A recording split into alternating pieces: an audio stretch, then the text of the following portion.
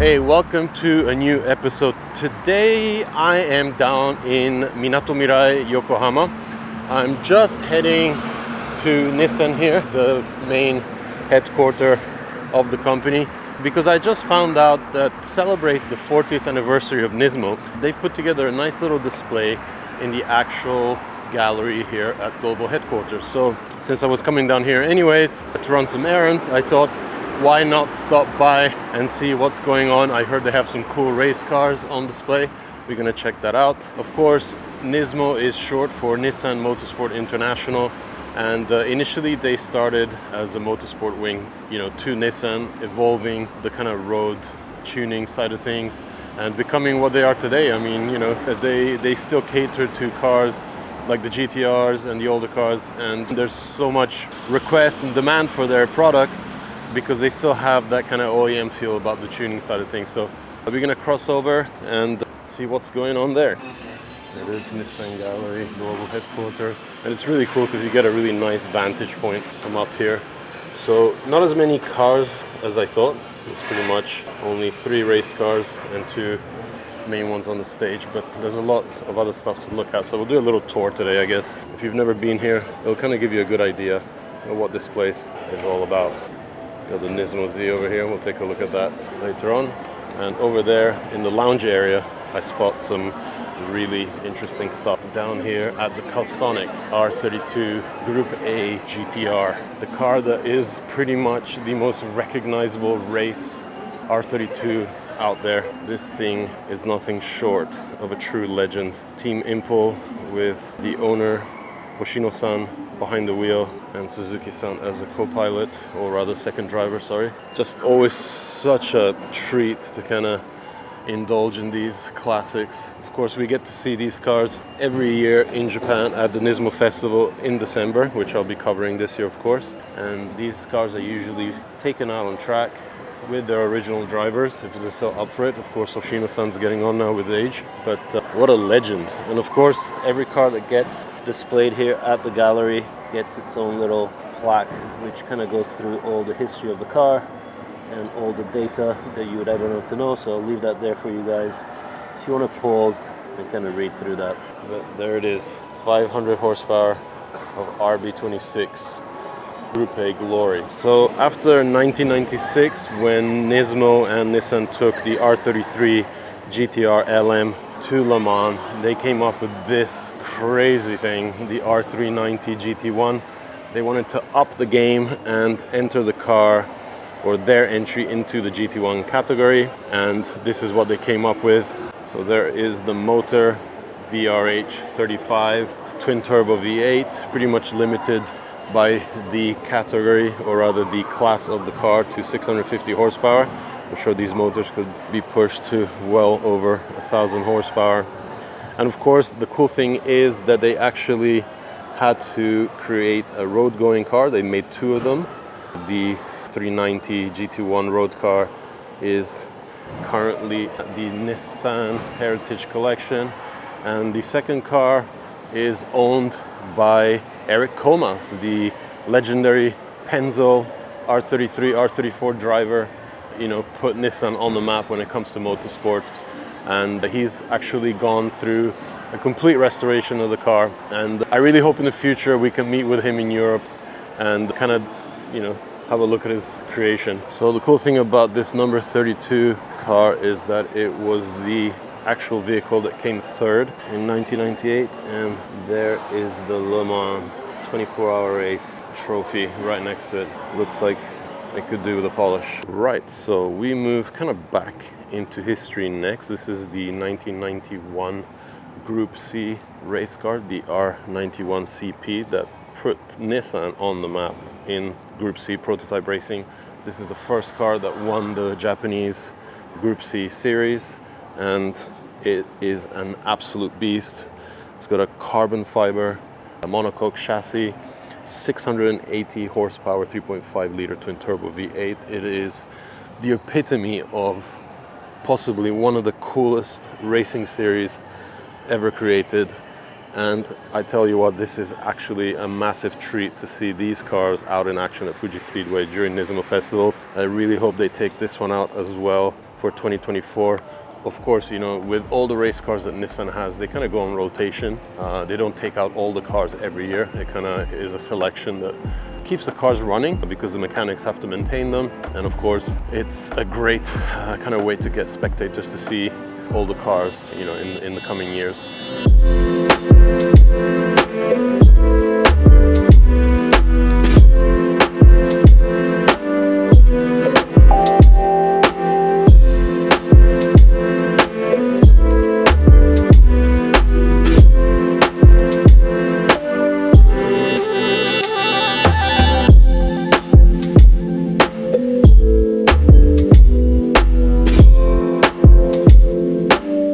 Right, and so we continue on to the slightly more modern stuff, or should I say really up-to-date stuff. This is the Nissan Formula E Gen 3 race car.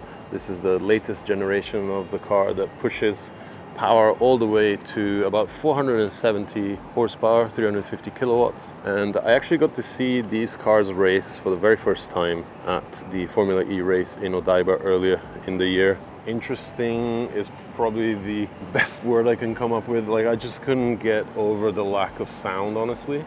And I was really, I don't know if I was impressed or disappointed at the fact that these cars tend to understeer quite a lot around the tire to corners. And of course, because they're on radial tires, you get a lot of tire squeal, which makes it really funny. It almost sounds like remote control cars.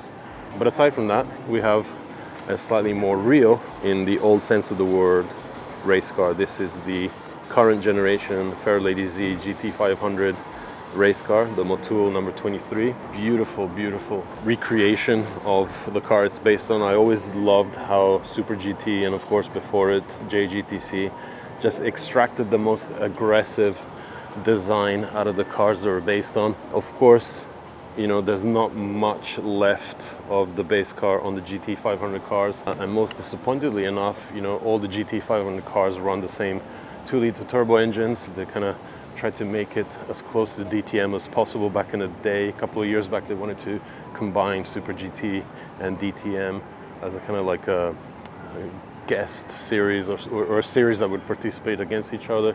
Didn't really end up happening, but they did maintain that configuration, so all cars run the 4-cylinder 2-liter turbo engine. It's just really interesting to kind of just take a little bit of time and kind of indulge in some aerodynamic action here. I mean, you can really see how much work goes into fine-tuning the aero, and, you know, at the same time staying within the limitations of the rules.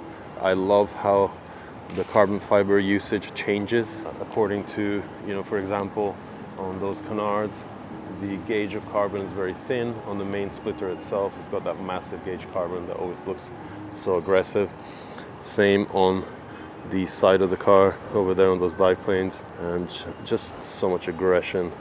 And of course, seeing the actual fenders come up pretty much on top of the hood line just makes these cars super aggressive. Right, so that's it. That's the Nismo display right behind me to celebrate the 40th anniversary of the motorsport / tuning wing of Nissan. I will move over and check out a little bit of the rest of what's on display today at the gallery, starting off with the Fairlady Z Nismo. This car is already on sale in the US. The only other market I believe this is going. I'm not sure if these cars are actually on sale in Australia, possibly. Of course, like we were talking about before, it pretty much follows that kind of recipe that they have these days with Nismo trim cars. They have the redesigned lower section of the front and rear bumpers and the skirts, adding a little bit more aggression, that red highlight line running all around the car, and of course across the mirrors. The Fairlady Z, they did put a little bit more effort into it. It's got Recaro Nismo seats, and curiously enough, it actually is only available with the automatic transmission. And I hear it's because they can't really guarantee that the manual is going to handle the slightly higher torque that this Nismo tuned engine has. Has a little bit more torque, a little bit more power, and an aftermarket, or rather retuned exhaust system for a little bit better sound. Sits on Nismo specific wheels. These are forged items made, of course, by Ray's Engineering. They have the Nismo logo on there. Runs, I believe, the same Dunlop SP Sport Max as the R35 GTR runs. But aside from that, no other change to the braking or anything like that. Does sit slightly lower, and of course you can specify it in this kind of flat gray Nismo color.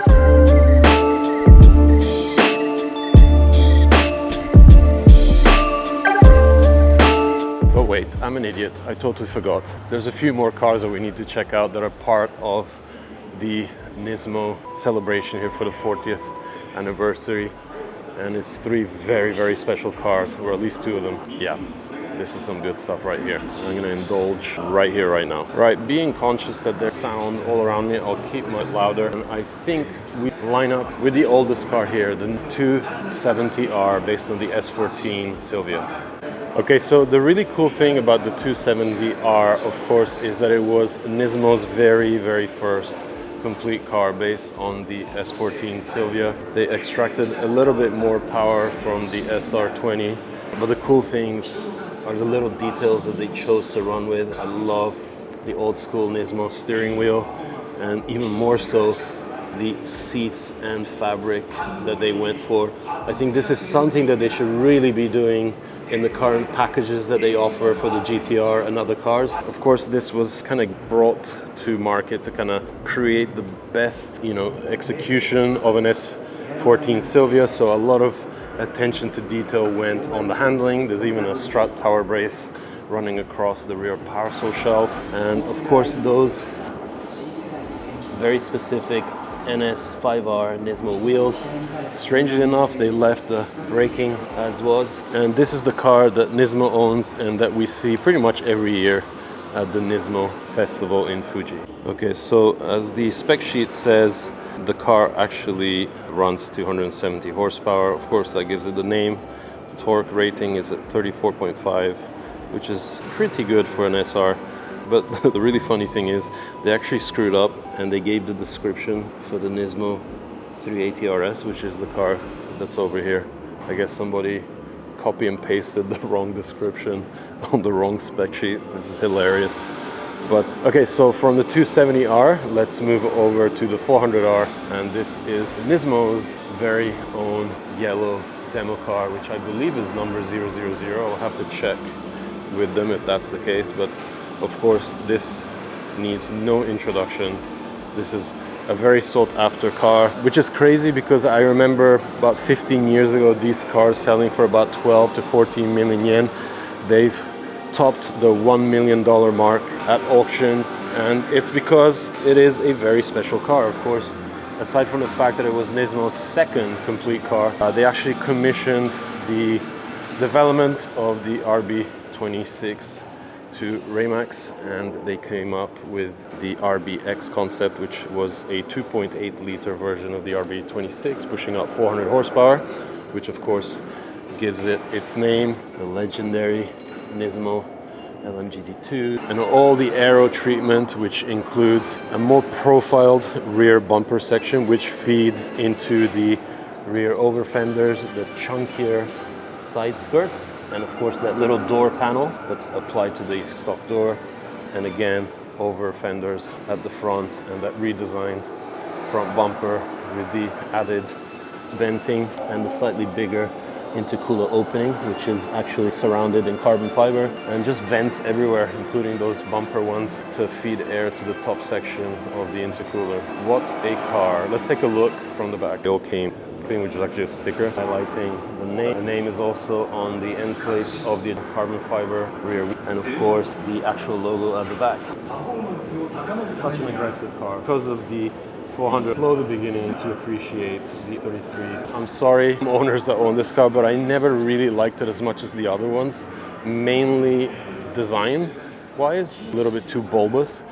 But tastes change into appreciate stuff. I have to say, 3 is looking 400R, guys. All right, so we move to the very last car here on the lounge display for the Nismo 40th anniversary, and we have the Z33 380 RS. Only 300 of these cars were made back in the day, and they were there to kind of celebrate the Z's participation in Super GT. So it came with a stroked 3.8 liter motor, so the VQ35 got a 300cc in capacity, bumping power to 350 horsepower.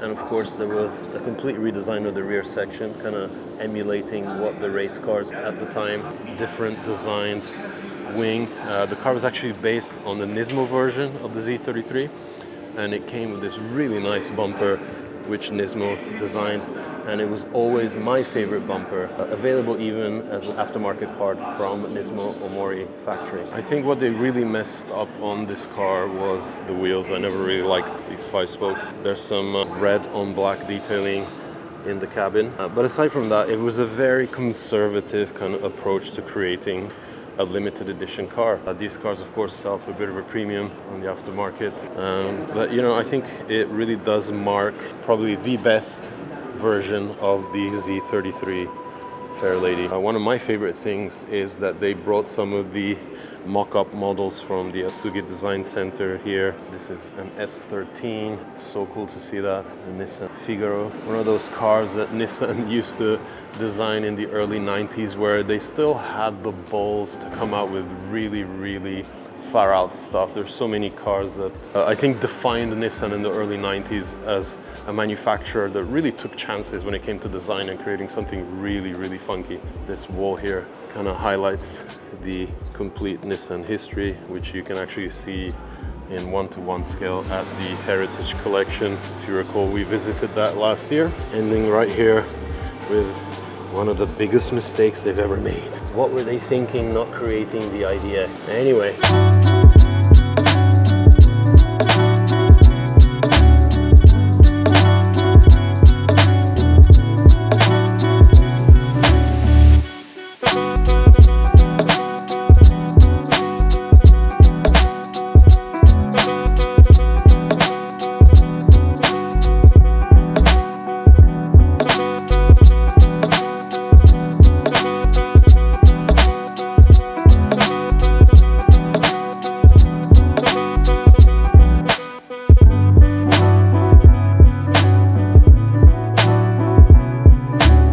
Let's go and pay our respects to the 35 GTR. The final car is coming off the production line at the Tochigi plant this month.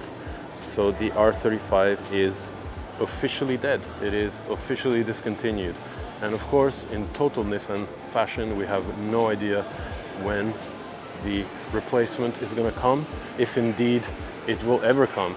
So they're pretty much creating that similar moment of suspense, maybe a few years of suspense like they did on the transition from the 34 to the 35. It was about a couple of years before we saw some prototypes run at the Nürburgring. I hope that, like a lot of manufacturers these days, they will go back on their promise to go full EV by 2030. I think that is completely unsustainable across the entire world.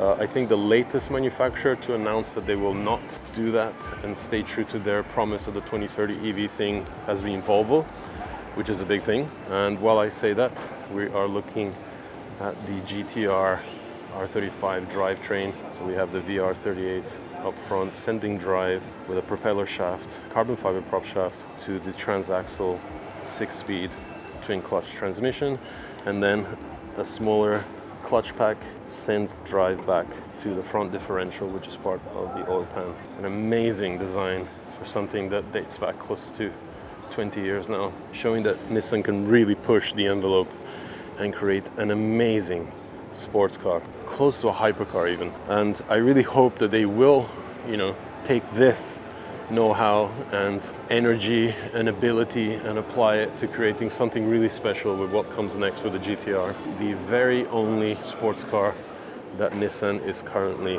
offering for sale here in Japan and some select other markets. In case you're wondering, this particular version ST comes in at 6.6 million yen, but the full range of prices goes from 5.3 million yen to 9.2, which would make that the Nismo version that we were looking at earlier on over there. If you recall, I drove this car last year and quite enjoyed it, but more to the point, I enjoyed the potential the car hides, and very specifically the VR30 DD TT engine. So mated to that 6-speed manual that they offer on all models except the Nismo. You can see how the engine is being cut away to allow people to understand how this beautiful power plant works. This really is a great motor. I really do kind of like the way that it's been designed. Of course, it's an 86 bore and an 86 stroke, so it's completely square, and it puts out an immense amount of torque for the capacity, being a 3-liter, generating almost 50 kilogram meters of torque, 405 horsepower, and the use of very responsive turbos, electronic actuator and blow-off valve feeding into little charge coolers that feed the electronic throttles into the intake manifold. It's a really beautiful, symmetrical, well-designed motor, and as we've been kind of seeing in the aftermarket, they're very, very tunable, capable of pushing 600 horsepower with very, very little modifications. I always wondered if they did approach this kind of water-cooled, intercooler, charge cooler setup and, you know, use that in the VR38 on the GTR and these latest generations that they kept going in the last few years. It would have made the motor and the car a little bit more exciting. Next to it, we have the current generation Skyline. This, of course, is an Infiniti in the US. And I'll give you a little last tour of the rest of the Japan JDM car lineup here for Nissan. And you'll kind of understand why I keep criticizing Nissan in a way that I'm not against them. I mean, get that right. I love what Nissan stands for, where it comes from, the history, the motorsport, everything that they've done. And they've kind of cornered themselves with a lineup that kind of, I don't know, it just has no passion almost. They do make great cars for your regular kind of people. You know, I'll give you a little example. I mean, this is actually probably the worst example to give. This current generation Nissan Elgrand has been in production for pretty much as long as the R35 GTR. Next to it, the new Gen X-Trail is a great car, offered here in Japan as an e-power model. I am a big fan of these. These are really well executed. Then of course we have the Kicks, the Aria that I actually spent a few years being part of the project. Complete full EV. And then we have the Note and the more exciting cars, because, you know, always K cars in Japan always end up pushing the envelope of design. And I think the Days and the Rooks are such good examples of what K cars are so good at. Look at the amount of space that they offer for rear seat passengers. I think K cars are some of the greatest types of cars to come out of Japan, and to this day remain some of the most popular models on sale. But that said, you know, there's not much that kind of tickles your emotion when it comes to finding the car that, you know, you would want to use every day, but it has something special. And I think that's something Nissan always did so well. You have so many versions of the Note and the Aura version of the Note, and of course the Serena mid-sized family van here sells extremely well in Japan. But you know what I mean. There's something missing. Like, where is the old Nissan? Where is the passion? Where is that sportiness that has always come through? I think they've tried to push the whole EV messaging so hard that they've really forgot where they come from. And I think honestly, to kind of change the path that they're on now, they really need to put somebody with an engineering, motorsport, sports car background in a position of more power. Don't allow marketers to drive the market, drive the cars. But that's just my opinion. One interesting side to the Nissan gallery here is that they have a very well appointed, you can see the shift of design, you know, even down to the roof and flooring as you move into the Infiniti section. Now, you might be confused, because if you think that Nissan doesn't kind of market the Infiniti brand in Japan, you'll be very correct. They never have sold Infiniti models other than rebadged Nissan models that are known as Infinitis in the US. So it's a bit confusing that they would have this at their global headquarters here in Japan. But then again, I think they also feel that they need to show off what they make in other markets. And I think it's a really good example of what is lacking in Japan. I mean, this new QX80, although is far from a sporty car, it is a beautifully designed full-size SUV that would kind of go against massive cars like the Range Rover, the BMW X7, or the Land Cruiser, all models that are actually on sale here in Japan. So why not sell this here in Japan? I'm sure the marketing guys at Nissan will have a ton of excuses and guidelines that why these cars would make no sense in Japan. But the LC300 Land Cruiser had a 2-year waiting list when I tried to get one here a couple of years back. Now they're not even offered because they have to prioritize other markets like the Middle East. But it just goes to show that people really want exclusive cars, even in Japan. Will they sell in big numbers? Absolutely not. But will they define the brand and be a kind of rolling on the road advertisement for what Nissan and Infiniti stands for?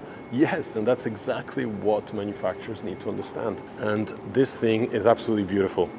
I would definitely rock something like this in Japan. Not to mention that it's a vehicle I could actually fit the entire family in. Absolutely sick. And the whole marketing around it, the luxury feel of it, right down to the Klipsch audio system that the car runs and that is on display here. It just fits so well with an elevated feel of luxury and opulence. Really, really like this. Probably the coolest car here aside from all the Nismo stuff. But that's just my opinion. Let me know in the comments what you think. I'm always interested to kind of understand from you guys if I'm going off on tangents here, but I have pretty strong opinions when it comes to this stuff. Right, so I hope you enjoyed taking a look at the 40th Nismo anniversary display here at the global headquarters in Yokohama. As ever, I kind of nerd out too much when it comes to Nissans. I really want to see Nissan succeed in the future and come out with models that we all aspire to own.